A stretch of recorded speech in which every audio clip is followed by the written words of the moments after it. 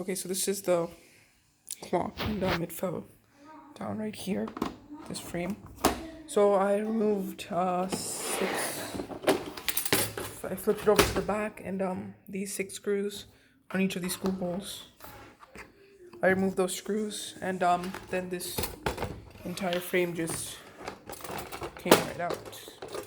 So this held the sheet of glass in place, and this is actually one solid part, meaning this wouldn't be usable. This is a single part. So that, not usable. Had a piece of glass and the frame that held the glass in place.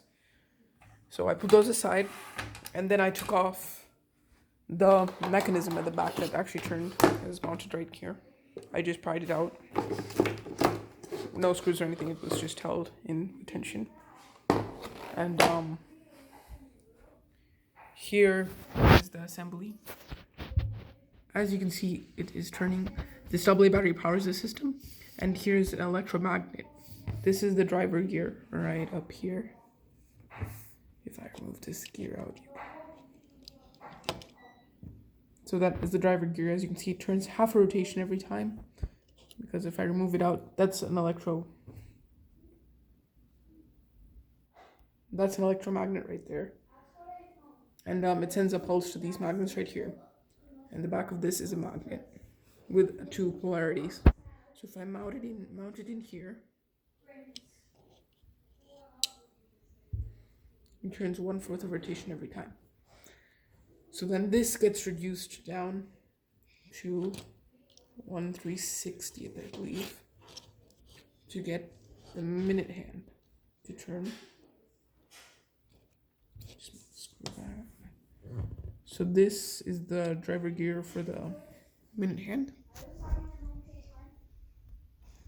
and that drops into here, and as you can see underneath, if you can just see, that's the hour hand assembly. It drops down to 142 thousandths, I think, or 4,200ths. And here is the actual thing that turned the clock. So the upper axle, you can see there are 2 axle pieces, an inner axle and an inner and an outer axle assembly. The inner one is the minutes, and the outer one is the hours.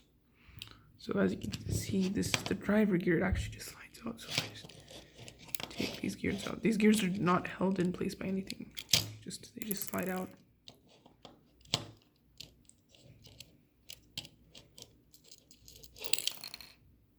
This turns this assembly, the outer assembly. The inner assembly, because this is the minute hand.